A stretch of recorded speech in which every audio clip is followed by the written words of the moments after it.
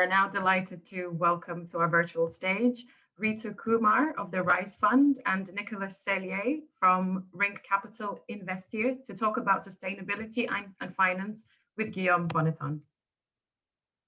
Thank you, Maria, and pleased to introduce you to Ritu Kumar and Nicolas Celier. Good afternoon, both. So quick intro, and then they will have the opportunity to say more about themselves, of course. But Rita is an investor at TPG, the Rise Fund, which is I think, and she might correct me, but a $5 billion+ impact fund within TPG, which we all know. And Nicolas is a founding partner of a growth fund in France called Rink Capital, and is also a founding member of Tech for Good, which I'm sure he will say more about. And so without further ado, maybe one first question to each of you, and I will start with you, Ritu. So you have been working on sustainable finance for years, both of you. What's your view on the evolution of sustainable finance over the last few years, and on this whole go mainstream, which I talked about? I mean, what would you say are the key obvious features of this recent evolution? Thank you, Guillaume. Thank you very much for that introduction. In my view, sustainable finance, if you focus on the finance bit of it, really started in around 2000, the year 2000. Prior to that, we had a lot of emphasis on green, environmental aspects, and then slowly that turned into focus on social aspects and the evolution of what we call ESG. But in terms of the finance sector, I think they truly started looking at these issues in about 2000. I think that this is now slowly, as you have also mentioned in your presentations, is moving towards the mainstream. As you know, we had a lot of boutique funds that were investing in sustainability plays. But I think as we see now, a lot of the mainstream funds are also looking at that. So I think that evolution is certainly happening at the moment. Thank you very much. And Nicolas, same question. Yeah, I mean, I came into impact investing in the year 2010 when I was working as a partner at Alven Capital, which is a traditional French tech venture capital firm. And we happened at that time, I happened to meet more and more young entrepreneurs who were tech startup entrepreneurs, but their core of their motivation and the core of their business was to address a social or an environmental problem. And then I found out very interesting, and I would tell them, yeah, sorry guys, our investor, our LPs, they want money-making companies. What you're doing is great, but we don't have a mandate for investing in impact startup like yours. And I tried to convince at that time my partners, the founders of Alven, to set up a small fund that would invest in impact startups. And well, they laughed a bit at me and say, "Yeah, you're nice, but in terms of image, and we are here for business and finance. If you want to do good, do it on Sundays." But they were smart enough to say, "Okay, you're really into it, so we agree. We're okay for you to set up on the side a fund with your friends or entrepreneur." And we set up the first 10 million euro fund, entrepreneur fund, whose goal was to invest in a startup with a potential, with an economic potential, business potential, but addressing core social problems. And at that time, we were telling people, if we can get back the money of our investor at a return of inflation plus, yeah, we would have won our challenge. It's going to be great. And people really at that time thought that we were nice guys, but more a bunch of joint smokers, hippies, than serious people. And at that time, it was very, very hard to people who say, "No, but come on, it's so difficult for a startup to be profitable and grow that at the same time you want them to address a social impact. Just forget about it." And that's people who laugh at us. Then it happens that we had a few very well-performing companies with nice exit for all the reasons you mentioned in the report. And now things have changed radically. Now everybody's wanting to invest in impact companies. Everybody, or even the tougher LBO private equity fund, now are painting green world and saying, "Yeah, we are good guys. We are working for the climate and for social problems." So yeah, we went from one extreme to the other. And I think at the end of the day, it's very good because at least now impact, caring for the people and for the planet, and pretending that there's a way, if we innovate, there's a way to align profitable business and solving at the same time the key environmental and social problem. If we look to walk down this road, we can do it. So I think even though there's a lot of kind of social washing and greenwashing, and everybody is competing for more green and more social now, I think it's a very, very positive change, which is going mainstream. Thank you. All right, so then maybe next question, which is still a little bit about the definition, or without going to the archaeology, but we separate ESG and impact, and I think many people do. Shoot, if you think our definitions are not the ones, if this is not the way you look at the world, and we can always adjust it, if not this year, maybe in our report next year. But bearing that, do you think ESG and impact, are they, in your view, going to coexist? Are they going to merge? Is one going to replace the other? Do you have a view on that, Ritu? Yes. So, having started on this journey many years ago, before even we were speaking about impact, I've seen the evolution, and the way I look at it is that I see ESG as a tool. It is a tool for achieving compliance to standards, but it is also a tool for achieving impact. So, I see them as going hand in hand, because you can follow good ESG practices just to be able to comply with either local regulations or international regulations. But you can also use environmental, social governance, good practice to go beyond compliance and to achieve the outcomes you want to in terms of impact. So, I do think that they go hand in hand. Impact is an outcome of what you do. And to that extent, you can use the tools that have been developed under this ESG umbrella to achieve the impact that you want. But of course, impact is probably slightly wider in terms of definition than ESG, but I do see them go hand in hand. Thank you, Ritu. No, that's extremely interesting. And just maybe before Nicolas answers, I just had one follow-up with you, which is linked to actually Nicolas.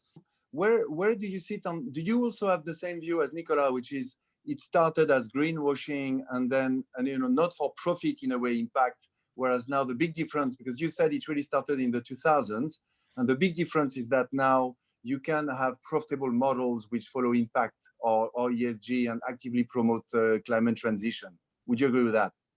Yes, by and large, yes, definitely, I would agree with that. I mean, at least, for example, where I work at TPG, we have an impact fund, but it is also a commercial, we also need to get the commercial and financial returns. So I don't see that, I can see that you can achieve financial returns with impact. And I think that is the way that we need to look at it for the future. Having said that, there are definitely areas which require support in terms of, achieving the impact that we want. And, we have development banks, we have the World Bank, we have other development banks, we have national development banks that are putting capital behind those areas which need that support. So I think we have to play parallel games here, where there is a certain section of the finance world, such as the development banks, that can provide the incubation support for those sectors that have a larger impact. But there is no reason why the private investors cannot make the returns on impact as well. Thank you very much. Thank you. So Nicolas, same question as I asked Ritu before. Where do you believe ESG and impact are going to evolve, coexist, or indeed merge? What's your view on that? Well, my view is that they are very different. I think to me, ESG is really good business practice, and that everybody should adopt them, not because it's necessary, but because it's a way also to decrease your business risk and to increase your value creation. But impact is not about your practice, but about, as you said very well in your introduction, about what's the impact of my business. Impact is related to the business, how my business is going to come up with new solutions to our problems, or how can my business can have a positive impact. And for instance, in our early stage impact investment fund, we say, okay, guys, you want to have an impact, don't bother with ESG, focus on the impact. If you want to grow, you have to be focus on impact, and ESG will come afterwards. We have a lot of examples of impact investors who, as entrepreneurs, had a great, whose business, they created business with a great impact, but who are also psychopaths who had very toxic impact on their team, on social, on many things. So I think to me, you can have a great impact, but be very bad in terms of ESG or social and business practice. And everybody, whether you have an impact or not, has to be and can have very sound ESG practice and care for at least for social and environmental issues and practices. Thank you. And then a question again for both of you, which is, what do you think will be the key drivers for further migration of finance towards climate transition and sustainability? I mean, is it going to be the SEC? Is it going to be the citizens, the EU? I mean, what do you see as the key drivers? Ritu, maybe. Yeah, thank you. I do think that it is the materiality of these, aspects that will be a key driver, and a lot of that is actually driven by the information, increasing volumes of information and data that are available. If you look at the climate agenda now, it is being driven by science. It is being driven by evidence that the world is changing in terms of its climate. So I do think that that is a big motivator, but then of course, it is also driven by regulation, by international protocols, as we can see with the Paris Agreement. Before that, there was the Kyoto Protocol. So I would say it is a combination of materiality, regulation, and consumer behavior. You had a very nice graph up when you gave your introduction, where you showed how millenniums are driving sustainable demand for sustainable goods, and consumer behavior is also driving that.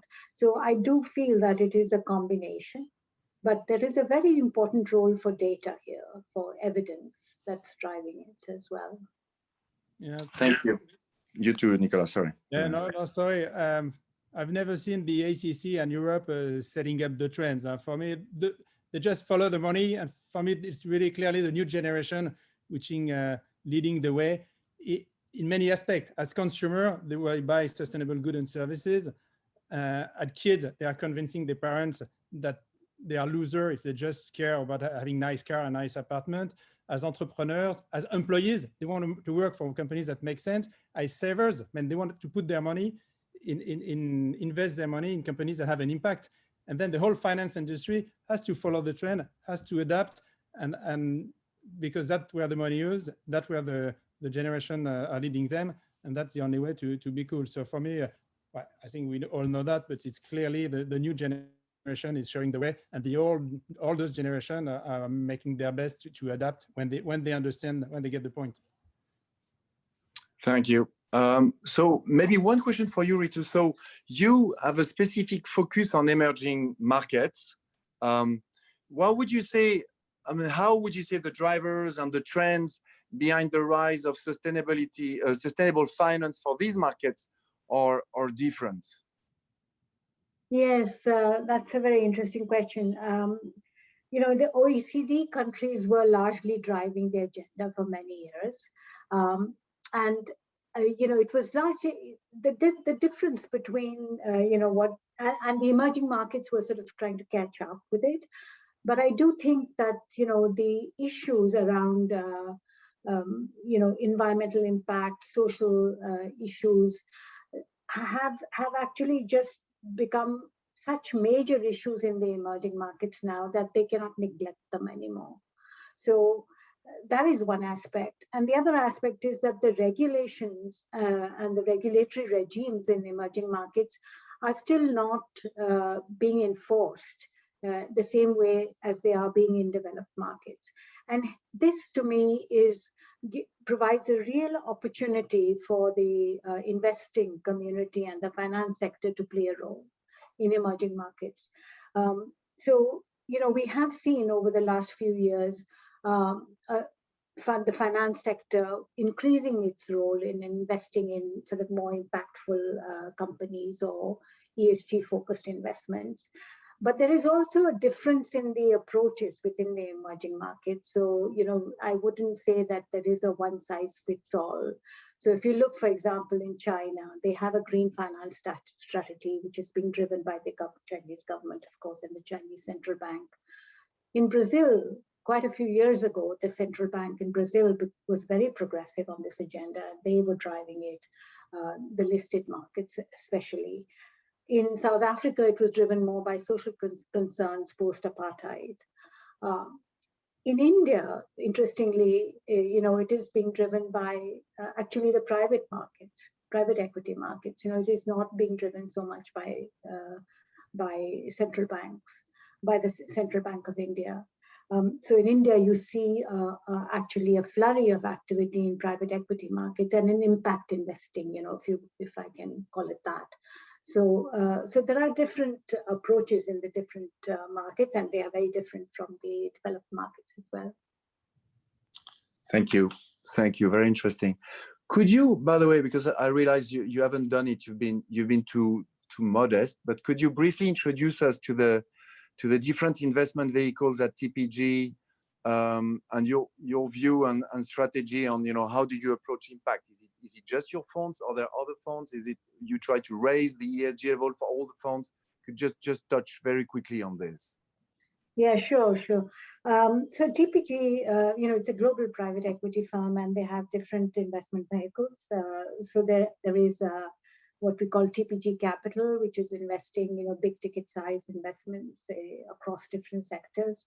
We have TPG Growth, which is investing in growth investments, again globally. We have a real estate fund as well, which is mainly focused in Europe and the US. And then we have TPG Rise, which is our sort of impact fund, which is investing in companies that have positive social and environmental outcomes. Again, this is global investment, so it's across the world. And, ESG issues are looked at across all the funds in a way, as almost like a screening tool, I should say.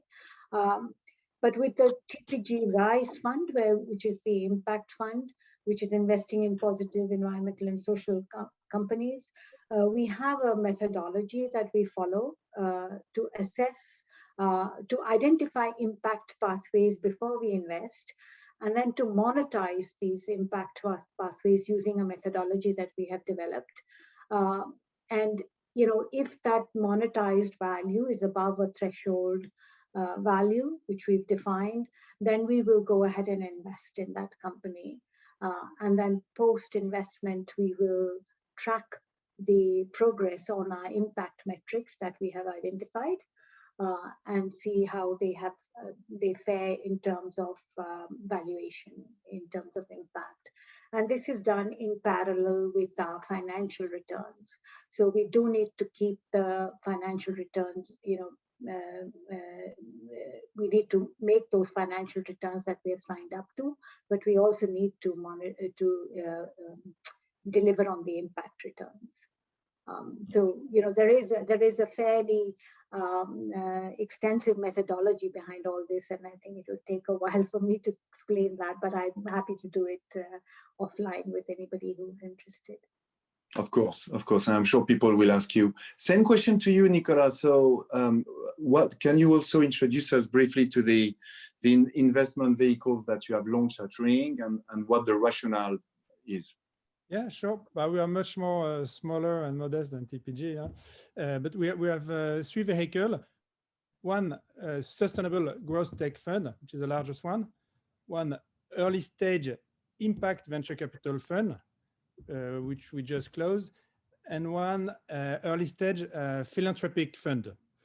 So the first one, the Sustainable Growth Tech Fund, invests in later stage companies that are either impact companies, that are companies involved in sector with positive impact, or which are company where the entrepreneurs want us to help him or have put ESG practice at the very core of their business. And this fund, we exclude a number of sectors, and we exclude company also with a methodology which we assume have a negative impact. The early stage tech venture capital fund is a fund which only invests in startup innovating companies with a large business potential, but whose business model address directly at the core one key social or environmental program. So really it's a impact by design company whose raison d'etre, whose core business is addressing problems. And third, a philanthropic vehicle is a foundation which is financed by a portion of the revenue of the firm, by a portion of the carried interest and donation by the team, is a foundation who identify, support, and finance over a 3-year time period very young tech NGOs, so that way it's philanthropic, and helps them grow and finance them to help them to address a potential and to be the new generation of tech NGOs. Okay, so three funds, and what's the logic, especially the first two? I mean, they seem like subparts. I understand the logic of the core activity versus ESG. What was the logic for not having one fund, because you end up having relatively small one? Is it different investors? Is it what's the logic? Different LPs?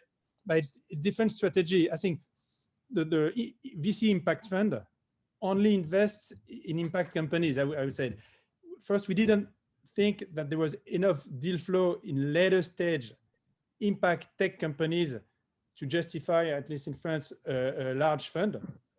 So that was one of the reasons. And second, we feel that every company, whether it can have an impact, whether it's in their core business, like our VC fund, or we have very good entrepreneurs whose business doesn't directly have an impact or address a social problem, but who realize that I want to align my values, my business time, my energy with the necessity for doing things well at social or environmental level. So I think few companies can have a direct impact, a business model which is dedicated core impact by design, but so many others, everybody can, if they make things good, can have an impact which is accelerating its business and which is also limiting their business risks. Okay, understood. And then maybe one final question for you two, which I think people will be interested about, is like today, which subsectors of technology you see as most investable to follow the impact and ESG investment strategy? I mean, which ones do you focus on? Starting with you again, Ritu. Yeah, so maybe I will sort of limit my answer to emerging markets, which is what I know best. And what we have seen is really, both in my time at TPG, and also I used to work at CDC before I joined TPG, which is the Government's Development Finance Institute. And what I have really observed is that, e-commerce is, especially in the retail sector, is one which has a lot of potential to achieve impact. When at the point of investment, it may not appear so, but just given the nature of the sector, if you look at the supply chains between e-commerce companies, if you look at the logistics demand behind that, there is a huge potential to improve and to achieve impact, both in environmental and social terms. The other sector I think that is really important is health, digital health, and also education, edtech as well. I see these health and education tech sectors as being complementary to the traditional health and education systems, but increasingly, and we've seen this last year, because of COVID as well, is that there is going to be an increasing demand for this, for tech in health and education. And then the third one, which I think is really interesting and important also, is tech advancements in things like energy efficiency improvements. So, we see a proliferation actually of IoT-enabled energy efficiency service companies. I know in India, for example, that there's a whole, there's a lot of impetus behind this sector. So I do think that, EV charging is another one. So I think that sort of tech-enabled energy efficiency, EV improvements, that's another sector I feel is really increase in importance. Thank you. No, absolutely agree with those sectors. By the way, these are ones we are also pursuing as a firm. Nicolas, same question. Yeah, no, I agree with Ritu, and unfortunately, the condition of our planet and the social situation of many people is a huge opportunities in every sector to have an economy which protects, which takes care of the environment and of the people. So, of course, all environmental aspects can be addressed. Have brands that are more respectful, circular economy, agri-tech, environmental, energy, and so on. Is a huge ground for impact companies, and all the problem of inequalities and inclusion. Also, education should be a huge force for inclusion and reduction of inequalities. Finance should be a huge force for inclusion. Healthcare also should be, everybody should be in a position, and thanks to have access to healthcare. So there are so many. The list is a bit depressing, and it's and the good thing, the good way to look at it, it's if you see this as a field of opportunity, wow, there's many things to be done and many business to create and to grow out of all these opportunities. No, absolutely. You say it's a depressing list. I find it a very inspiring and exciting list. And I'm sure we will at GP Bullhound show you opportunities in all these sectors.